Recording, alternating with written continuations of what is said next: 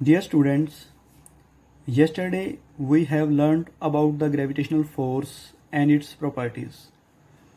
कल हमने gravitational force और इसकी प्रॉपर्टीज़ के बारे में पढ़ा था. Gravitational force can explain the motion of planets around sun, the motion of moon around earth, motion of natural and artificial satellites around earth, motion of falling bodies and weight of bodies. इतना सब कुछ gravitational force से explain हो सकता है. इसीलिए gravitational force को एक फंडामेंटल फोर्स कहा गया है. Our today's topic is the next fundamental force, that is the electromagnetic force. The force between charged particles is called as electromagnetic force. Charged particles के बीच की फोर्स को हम electromagnetic force कहते हैं. It includes first electrostatic force, force between charged particles at rest. अगर charge particle rest पर हों तो उनके बीच की फोर्स को हम इलेक्ट्रोस्टैटिक फोर्स कहते हैं. आप जानते हो कि चार्ज पार्टिकल्स दो तरह के होते हैं, पॉजिटिव और negative. Same charges that is positive positive या नेगेटिव नेगेटिव रिपेल करते हैं और डिफरेंट चार्जेस जैसे कि पॉजिटिव नेगेटिव अट्रैक्ट करते हैं. Second is magnetic force, force between two magnetic poles. आप जानते हो कि एक मैग्नेट के भी दो पोल होते हैं, नॉर्थ पोल और south pole. Same pole north north या साउथ साउथ रिपेल करते हैं और different poles north south attract करते हैं. चार्जेस इन मोशन, जिसे आप इलेक्ट्रिक करंट भी कह सकते हो, produce magnetic field and the magnetic field exert force on charge particles in motion. ये बात भी आपने 10th क्लास की साइंस में पढ़ी है कि किसी धारावाही चालक के चारों ओर चुंबकीय क्षेत्र होता है और किसी धारावाही चालक को अगर चुंबकीय क्षेत्र में रखा जाए तो उस पर बल लगता है. इस तरह से हम कह सकते हैं कि इलेक्ट्रिसिटी और मैग्नेटिज्म एक दूसरे के साथ लिंक हैं. Electricity and magnetism are linked with each other, hence the name arises electromagnetic force.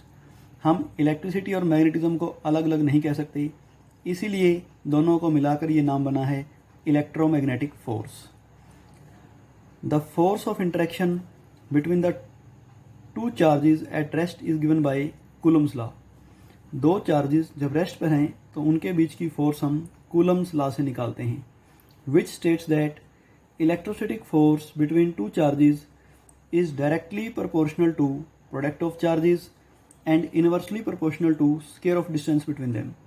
दो चार्जेस के बीच की फोर्स उन चार्जेस के प्रोडक्ट मतलब मल्टीप्लाई के डायरेक्टली प्रोपोर्शनल और उनके बीच के डिस्टेंस के स्क्वायर के इनवर्सली प्रोपोर्शनल होती है. डायरेक्टली प्रोपोर्शनल और इनवर्सली प्रोपोर्शनल का मतलब हम पहले वाले लेक्चर में डिस्कस कर चुके हैं. तो यहाँ इक्वेशन 1 और 2 को अगर हम कंबाइन करते हैं तो कंबाइन करने पर हमारे पास रिजल्ट आएगा electrostatic force is proportional to Q1 Q2 by R square. And अगर हम प्रोपोर्शनलिटी साइन को हटाते हैं तब रिजल्ट आएगा electric force is equal to K Q1 Q2 by R square. Proportionality sign को हटाने पर जब भी इक्वल साइन लेके आते हैं तो एक कांस्टेंट लगाया जाता है. यहाँ पर कांस्टेंट K है इलेक्ट्रोस्टैटिक फोर्स कांस्टेंट या Coulomb's constant. Equation 3 is mathematical form of Coulomb's law. Equation 3 को कूलम्स लॉ की मैथमेटिकल फॉर्म कहते हैं. कूलम्स लॉ की डिटेल हम 10+2 क्लास में स्टडी करेंगे. Next is the properties of electromagnetic force. It can be attractive as well as repulsive. आपने पढ़ा है कि ग्रेविटेशनल फोर्स सिर्फ अट्रैक्टिव होती है, लेकिन यहाँ आप देख सकते हो कि इलेक्ट्रोस्टैटिक फोर्स या इलेक्ट्रोमैग्नेटिक फोर्स अट्रैक्टिव और रिपल्सिव दोनों हो सकती है. It obeys inverse square law. Gravitational force की तरह ये फोर्स भी डिस्टेंस के स्क्वायर के इनवर्सली प्रोपोर्शनल होती है. इट इज़ सेंट्रल फोर्स, मतलब ये भी दो बॉडीज़ के सेंटर को मिलाने वाली लाइन पर एक्ट करती है. जैसे डायग्राम में दिखाया हुआ है कि अट्रैक्टिव फोर्स या रिपल्सिव फोर्स दोनों चार्जेस के सेंटर को मिलाने वाली लाइन पर ही एक्ट कर रही है. Next it is long range force. ये लॉन्ग रेंज फोर्स है, मतलब काफ़ी लंबे डिस्टेंस तक चार्जेस एक दूसरे पर फोर्स लगा सकते हैं. It is affected by the intervening medium. इस फोर्स पर मीडियम का असर पड़ता है। अगर आप दो चार्जेस के बीच में air, glass, would, plastic, cotton या कोई और मीडियम रखोगे तो हर मीडियम में दो चार्जेस के बीच की फोर्स अलग अलग होगी। चाहे चार्जेस सेम हो, डिस्टेंस भी उनका सेम हो, फिर भी फोर्स अलग अलग होगी। मतलब मीडियम के बदल जाने से ये फोर्स बदल जाती है। Next, it can act in vacuum also. ये फोर्स वैक्यूम में भी एक्ट कर सकती है। ग्रेविटेशनल फोर्स भी वैक्यूम में एक्ट कर सकती है और इलेक्ट्रोमैग्नेटिक फोर्स भी वैक्यूम में एक्ट कर सकती है। वैक्यूम मतलब निर्वात, जो आपने पढ़ा हुआ है, जहाँ पर कुछ भी ना हो, हवा भी ना हो, ऐसी जगह जहाँ कुछ भी नहीं है, वहाँ पर अगर हम दो चार्जेस रख दें तो वो चार्जेस भी एक दूसरे पर फोर्स लगा सकते हैं। और इसी तरह से दो ऑब्जेक्ट अगर वैक्यूम में रखे हों तो वो एक दूसरे पर ग्रेविटेशनल फोर्स भी लगा सकते हैं। मतलब ग्रेविटेशनल फोर्स और ये इलेक्ट्रोमैग्नेटिक फोर्स दोनों वैक्यूम में भी एक्ट कर सकती हैं, निर्वात में भी लग सकती हैं।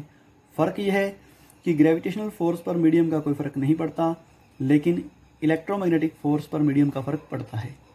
Next, it is conservative force, means work done by it और work done against it does not depends on the path followed. Next, it is 10⁻36 times stronger than gravitational force. Electromagnetic force gravitational force से बहुत ज़्यादा 10⁻36 गुना ज़्यादा strong है। 10⁻36 कोई छोटी संख्या नहीं होती। तो ग्रेविटेशनल फोर्स एक सबसे वीक फोर्स है, हमने पढ़ा था। इलेक्ट्रोमैग्नेटिक फोर्स उससे 10⁻36 गुना ज़्यादा स्ट्रोंग है, बहुत ज़्यादा स्ट्रोंग है। Next, field particle for electromagnetic force are photon. Electromagnetic force के लिए जो फील्ड पार्टिकल्स हैं वो फोटोन्स हैं। मतलब दो चार्ज पार्टिकल्स एक दूसरे पर जब फोर्स लगाते हैं तो फोटोन की हेल्प से लगाते हैं। Note, electromagnetic forces binds the electrons to the nucleus to form atoms, binds atoms to form molecules and bind molecules to form matter. Electromagnetic forces ही वो फोर्सेस हैं जो इलेक्ट्रॉन को न्यूक्लियस के चारों ओर घूमने पर मजबूर करती हैं और एटम बनाने में सहायता करती हैं। एटम्स को आपस में जोड़कर मॉलिक्यूल्स बनाने में सहायता करती हैं और मॉलिक्यूल्स को आपस में जोड़कर मैटर बनाने में सहायता करती हैं। मैटर के बारे में आप जानते हो, जिसे आप पदार्थ कहते हो, जो आपको मोस्टली 3 स्टेट्स बताई जाती हैं, सॉलिड, लिक्विड एंड गैस। इसका मतलब जितने भी तरह का मैटर है, चाहे वो सॉलिड है, चाहे लिक्विड है, चाहे गैस है, उसको बनाने के पीछे इलेक्ट्रोमैग्नेटिक फोर्सेस ही हैं। Next, second point is electromagnetic forces controls the structure of atoms and molecules. Atoms और मॉलिक्यूल्स के स्ट्रक्चर को भी इलेक्ट्रोमैग्नेटिक फोर्सेस ही कंट्रोल करती हैं।